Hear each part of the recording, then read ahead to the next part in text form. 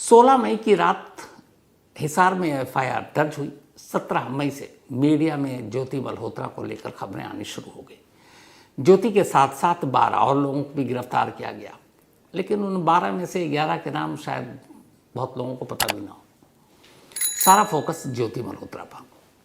उसकी वजह भी है, ज्योति मल्होत्रा एक यूट्यूबर, करीब 4.25 लाख के करीब सब्सक्राइबर, इंस्टाग्राम पे करीब 1.5 लाख के आसपास फॉलोअर्स, और एक ब्लॉगर, ट्रैवल ब्लॉगर।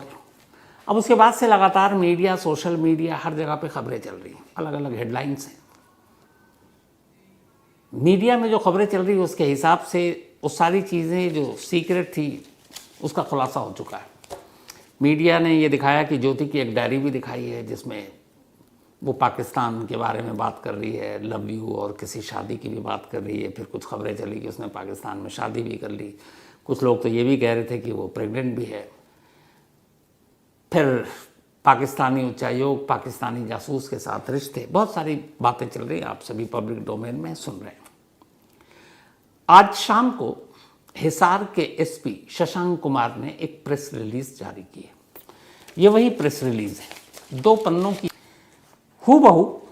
पहले आपको ये प्रेस रिलीज पढ़ा देता हूँ, इसके बाद आगे की कहानी आगे।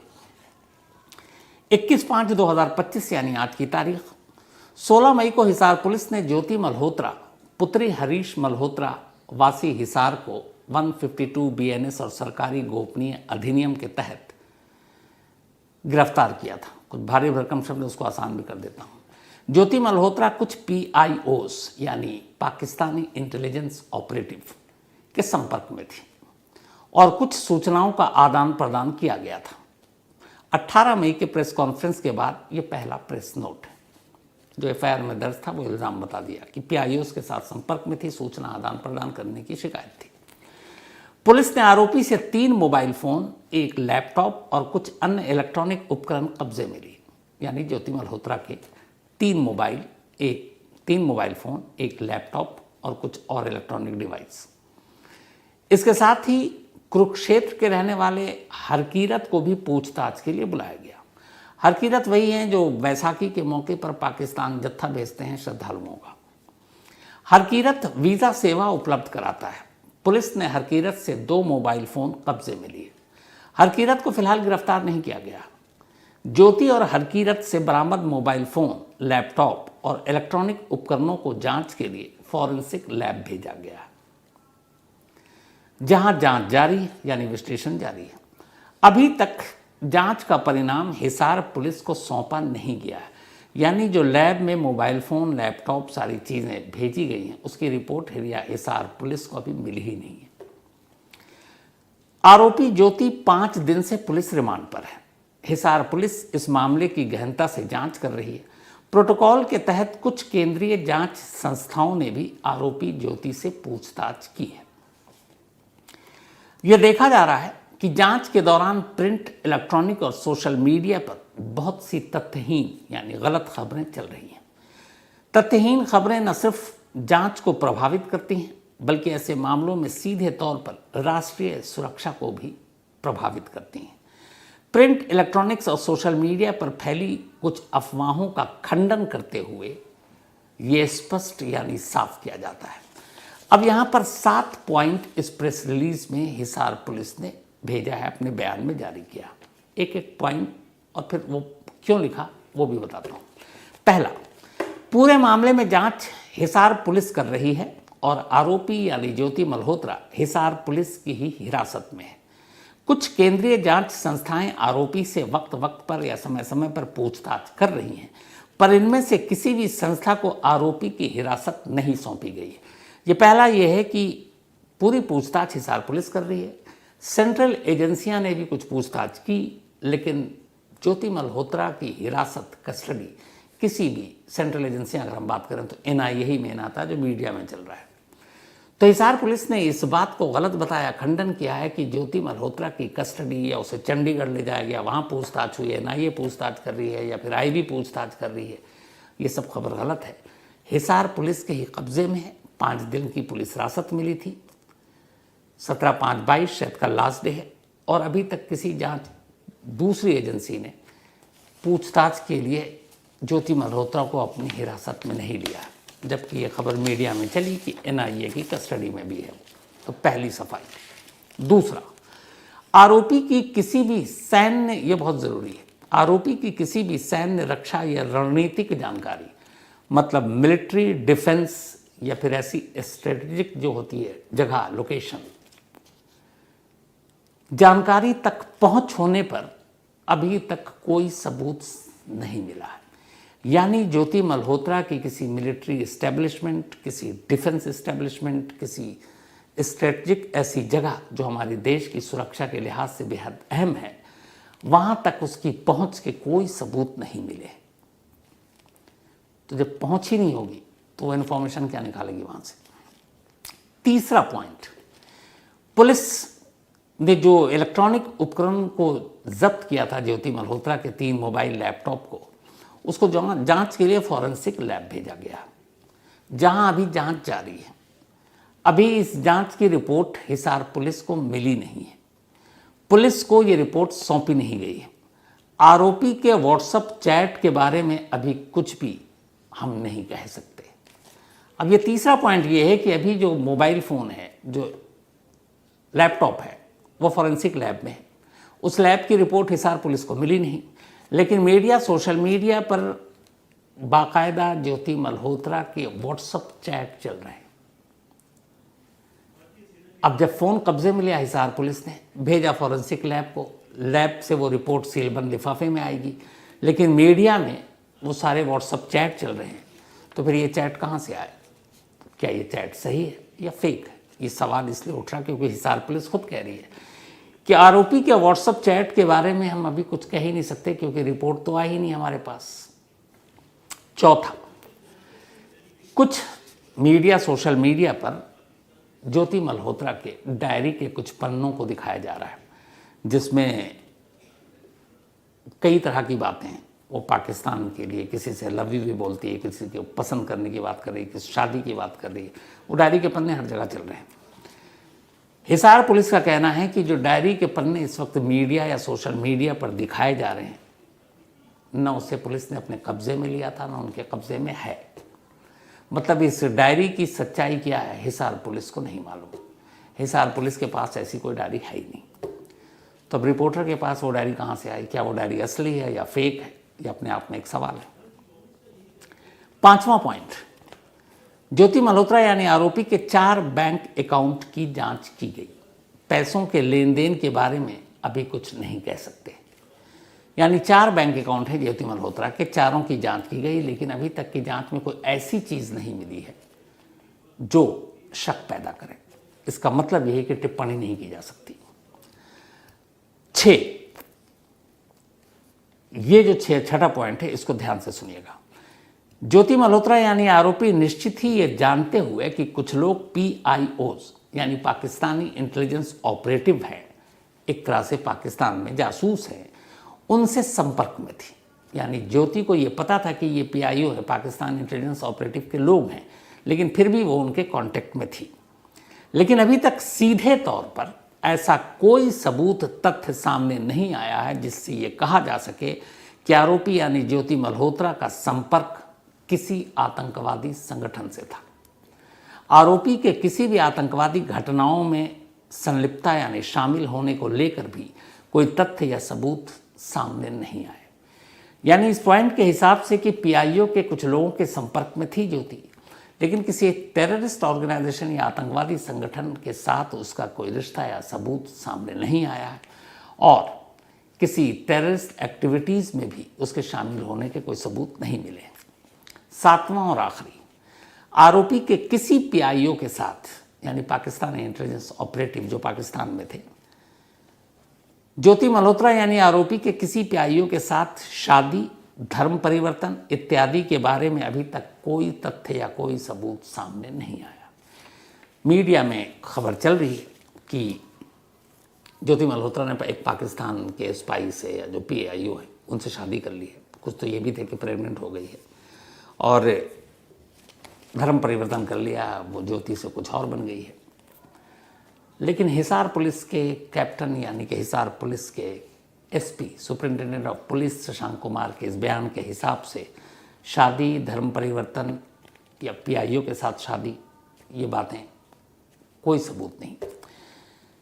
ये अनुसंधान यानी जांच राष्ट्रीय सुरक्षा से संबंधित है। आखिरी पैरा है इस स्टेटमेंट का। सभी इलेक्ट्रॉनिक, प्रिंट और सोशल मीडिया के लोगों से अनुरोध है कि रिपोर्टिंग में संयम बरतें और आधिकारिक प्रेस नोट में वर्णित तथ्यों को ही प्रसारित करें। जो प्रेस रिलीज में पुलिस के जरिए दिया जाए आप उसे ही दिखाएं, बताएं। सूत्रों और कल्पनाओं पर आधारित खबरों को आधिकारिक पुष्टि करने के बाद ही प्रसारित करें। यानी सूत्रों और कल्पनाओं से जो खबरें आप चला रहे हैं उनको पहले ऑफिशियल कंफर्मेशन करें, और वो कंफर्मेशन पुलिस से कीजिए, एजेंसी से कीजिए, और फिर उसे आप टेलीकास्ट करें या दिखाएं। नीचे लिखा है पुलिस अधीक्षक हिसार। तो 7 पॉइंट है। इन 7 पॉइंट में पूरी कहानी है। ज्योति मल्होत्रा 16 मई की रात से हिसार पुलिस के कब्जे में है। 17 मई को उसको कोर्ट में पेश किया गया था, जहां से उसको 5 दिन की पुलिस कस्टडी मिली है, जो शायद कल खत्म होगी। अब पुलिस को और ज़रूरत पड़ेगी तो पुलिस कस्टडी में वो रहेगी, वरना उसको जुडिशियल कस्टडी में जेल भेज दिया जाएगा। इस दौरान कुछ एजेंसियों ने भी उससे पूछताछ की, उसके घर की तलाशी ली गई, लैपटॉप, फ़ोन मिले हैं। एक आगे बढ़ूं उससे पहले उस दिन मैंने आपको एक बाइट सुनाई थी इन्हीं एसपी शशांक कुमार की। वो बाइट भी बहुत कुछ कह गया था जो उन्होंने कहा था, और ये शायद उसी का एक्सटेंशन है ये जो प्रेस रिलीज है। तो एक बार रिकॉल करने के लिए वो बाइट सुन लीजिए। अभी जैसे कि मैंने बताया, उनके इलेक्ट्रॉनिक डिवाइसेस की अभी एग्जामिनेशन हमारी नहीं हो पाई है। तो जब एग्जामिनेशन हो जाएगी तो वो पिक्चर और बेटर क्लियर हो जाएगी। बट लेकिन जैसा मैंने आपको बताया कि अभी तक हमारे पास इसका एविडेंस नहीं है कि क्या इसके पास ऑन तो कोई तब करेगा जब उनके पास इन्फॉर्मेशन होगी। तो बाकायदा कैमरे के सामने शशांक कुमार एसपी हिसार ये बात कह रहे हैं कि अभी तफ्तीश जारी है, कोई ऐसी चीज़ मिली नहीं, और कोई इन्फॉर्मेशन पास ऑन तब करेगा जब उसके पास इन्फॉर्मेशन हो। इस रिलीज के हिसाब से जिसमें साफ साफ कहा जा रहा है पॉइंट नंबर 2 में कि ज्योति के पास किसी भी सैन्य, रक्षा या रणनीतिक जानकारी तक पहुंच होने के बारे में कोई सबूत सामने नहीं आया। अब एक जासूस का काम क्या होता है? एक जासूस का काम यही होता है कि वो ऐसी इन्फॉर्मेशन पास करे अपने दुश्मन देश को।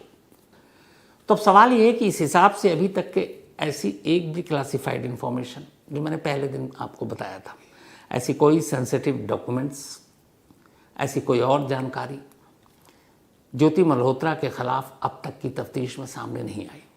लेकिन पाकिस्तानी हाई कमीशन का एक ऐसा स्टाफ जो फ्रंट डेस्क पे बैठा हुआ है वहाँ के वीज़ा डिपार्टमेंट में, जिसका काम ही है यहाँ कर जासूसी के लिए लोगों को फांसना, वो दानिश ज्योति मल्होत्रा के संपर्क में थी। उसके साथ फ़ोन पे बात होती थी, मैसेज करती थी। ये पुख्ता है और ये सही है। इसके अलावा जब वो पाकिस्तान गई अपना ट्रैवल तो व्लॉग बनाने के लिए, उसमें वो और 3 लोगों से मिली जो पीआईओ निकले, ये भी सच है। उनके साथ भी उसका बाद में भी कनेक्शन था। तो इस कहानी के 2 पहलू, एक जो पाकिस्तानी शायद जासूस है उनके साथ रिश्ता है, दूसरा ये कि क्या ज्योति गद्दार या जासूस है। तो 16, 17, 18, 19, 20, 21 इतने दिन हो गए हिसार पुलिस के कब्जे में ज्योति मल्होत्रा को। अब तक पुलिस खुद ही स्टेटमेंट जारी कर बहुत कुछ बता सकती थी, और अब तक सेंट्रल एजेंसी जैसे एनआईए की कस्टडी में होना चाहिए था ज्योति को, क्योंकि ये देश से जुड़ा हुआ मामला था, जासूसी से जुड़ा हुआ मामला था, वो भी पाकिस्तान से तार जुड़ रहे थे। लेकिन ज्योति अब भी हिसार पुलिस की ही कस्टडी में है। जो लोग कानून समझते हैं या इस तरह के केसेस को समझते हैं, जितने एक्सपर्ट्स, वो इससे ही अंदाज़ा लगा लेंगे कि अगर 5 दिन से ही वो सिर्फ हिसार पुलिस की कस्टडी में है और किसी सेंट्रल एजेंसी ने उसकी कस्टडी लेने की कोशिश नहीं की अभी तक, तो फिर केस क्या है? ये इशारा होता है समझने के लिए। लेकिन जिससे मैं भी जुड़ा हूँ, मीडिया, हम ऐसी खबरें जिसमें लोगों का इंटरेस्ट होता है, हर रिपोर्टर अपने अपने एंगल, अपने अपने दिमाग से, अपने अपने तरीके से उन खबरों को पेश करता है। फिर हम एक राय कायम करते हैं, फिर एक राय बनाते हैं, और उस राय बनाने के बाद उस राय से आप सब भी सहमत हो जाते हैं। और फिर बाद में जब वो राय जो आपने बना लिया, जो हमने बना लिया, वो गलत साबित होता है, तो फिर हमें गुस्सा आता है और हमें लगता है कि नहीं, पुलिस बिक गई है, सीबीआई बिक गई है, सब गलत है, सब बिके हुए हैं, मीडिया भी बिका हुआ है। कोलकाता आरजीकर के केस को याद कीजिए, राय वही बनाई थी हम लोगों ने, गैंग रेप है और एक से ज़्यादा लोग हैं, पर सीबीआई ने ही कहा नहीं, एक ही और रेप, गैंग रेप नहीं है। शुरू से ही मीडिया में जो खबरें चलती हैं वो असल में लोगों के दिमाग तक जाती हैं और फिर हमें लगता है वही सच्चाई है। लेकिन जब असली सच्चाई सामने आती है तो फिर हम ठगा हुआ महसूस करते हैं, हमें लगता है कि नहीं यार इतने दिन तक तो गैंग रेप चिल्ला रहे थे, अब अचानक रेप कर रहे हो, इसका मतलब है सीबीआई भी बिक गई, तुम भी बिक गए। बड़ा आसान होता है ये कहना। असल में जब तक फैक्ट्स, तथ्य, बाकी चीज़ें जो जितनी हैं, और आज का तो दौर ऐसा है कि जैसे आप यकीन मानिएगा जब ये प्रेस रिलीज़ आई हिसार के एसपी की तरफ से, तो इतनी सारी खबरें आ चुकी हैं कि अब पुलिस की तरफ से जारी प्रेस रिलीज को भी लेकर डाउट होता है कि क्या पता ये भी किसी ने भेज दिया हो कि फर्जी हो। तो इसको आप तक पहुंचाने से पहले हिसार के अपने रिपोर्टर से बात की, रिपोर्टर के बाद वहां के पुलिस हेडक्वार्टर से बात हुई और फिर पता किया कि क्या वहां के एसपी ने ऐसी कोई स्टेटमेंट आज जारी किया प्रेस रिलीज। फिर आया कि हाँ इतने बजकर इतने मिनट पर आज ये प्रेस नोट जारी किया गया, खासतौर पर मीडिया, इलेक्ट्रॉनिक मीडिया के लिए। तब जाकर अब सोचे कि पुलिस के प्रेस रिलीज पर भी अब डाउट हो रहा, शक हो रहा है। शक होना चाहिए क्योंकि आज के इस दौर में, फेक न्यूज़ के दौर में, कब कहाँ से सोर्स जो इन्फॉर्मेशन है न्यूज़ की, कब कहाँ से कैसे आ जाए कुछ पता नहीं। अब जैसे इसी नोट के ज़रिए ये लग रहा है कि अब पता नहीं वो जो डायरी चल रही है, डायरी के पन्ने अलग अलग, वो कितना सही है कितना गलत है। जो व्हाट्सअप चैट चल रहे हैं, अगर हिसार पुलिस के हिसाब से उसकी तो अभी रिपोर्ट ही नहीं आई है, फॉरेंसिक लैब में पड़ा हुआ है और उनको सीलबंद लिफाफे में देना है। अगर वो नहीं देंगे फॉरेंसिक लैब वाले तो उनके खिलाफ एक्शन हो जाएगा, तो वहाँ से लीक भी नहीं कर सकते वो। तो जब वो रिपोर्ट नहीं है तो फिर व्हाट्सअप चैट मीडिया तक कैसे है? तो यहीं से ये भी सवाल है क्या व्हाट्सअप चैट वो सही में जेन्युइन है या नहीं है। तो आजकल मैं खुद कहता हूँ आपसे, बाकी छोड़िए, मैं भी अगर कुछ कहता हूँ तो उसको ज़रूर क्रॉस चेक कीजिए, क्योंकि हो सकता है मैं भी किसी चीज़ का शिकार हो गया हूँ, गलत इन्फॉर्मेशन मिली और मैंने आँख बंद करके भरोसा किया और आप तक पहुँचा दिया और कल मैं गलत हो गया। और अगर 2-4 बार ऐसे ही मैं गलत हो गया तो फिर आप मुझे सुनेंगे क्यों? बिल्कुल नहीं सुनेंगे। लेकिन हाँ, इसके साथ एक और भी चीज़ है कि जब कोई स्टोरी आती है तो उसके फैक्ट्स और बाकी चीज़ों के साथ शुरुआत में ही जैसे थोड़ा सा एहसास हो जाता है कि यह है क्या। जैसे वो एक जॉली एलएलबी फिल्म का एक डायलॉग मुझे हमेशा याद रहता है, जो उसमें जज साहब कहते हैं कि जब उनके कोर्ट में कोई मुकदमा आता है तो उन्हें 1-2 सुनवाई में ही इस बात का एहसास हो जाता है कि सामने वाला मुजरिम है या बेकसूर है, लेकिन वो एक कागज़ का इंतज़ार करते रहते हैं, एक ऐसा सबूत जिससे वो अपना फैसला सुना सकें, और वो उस एक कागज़ के इंतज़ार में कागज़ों का अंबार जमा होता जाता है और फिर वो फैसला सुनाते हैं, जबकि पहले दिन से ही वो जानते हैं कि ये केस क्या है। सेम ऐसे ही होता है कि बहुत सारे ऐसे केस होते हैं जिससे हम लोगों को शुरुआत में ही कुछ ऐसे फैक्ट्स, कुछ पुलिस वाले जो इंट्रोगेशन कर रहे हैं, थोड़ा सा अंदाज़ा हो जाता है, या कुछ ऐसी चीज़ें होती हैं जिससे अंदाज़ा हो जाता है। जैसे एक बेसिक चीज़ है कि अगर एक खूंखार टेररिस्ट है और उसके देश के अलग अलग हिस्सों में कई आतंकवादी वारदात किए हैं, तो अब मान के चलिए कि वो ज़्यादा दिन तक लोकल पुलिस के कब्जे में नहीं रहेगा, फिर उसको सेंट्रल एजेंसी लगेगी, सेंट्रल एजेंसी को केस सौंप दिया जाएगा। उसी तरह अगर कोई स्पाई है, जासूस है और ख़तरनाक है, वो भी नहीं होगा। तो ये छोटे छोटे इशारे भी दे देते हैं उस केस के बारे में। तो इसीलिए आज के दौर में खबरों का जो ये विस्तार है, जिस तरीके से न्यूज़ आ रही है, और सोशल मीडिया के इस दौर में कौन सही है कौन गलत है, इसको पकड़ना और समझना बड़ा मुश्किल हो गया है।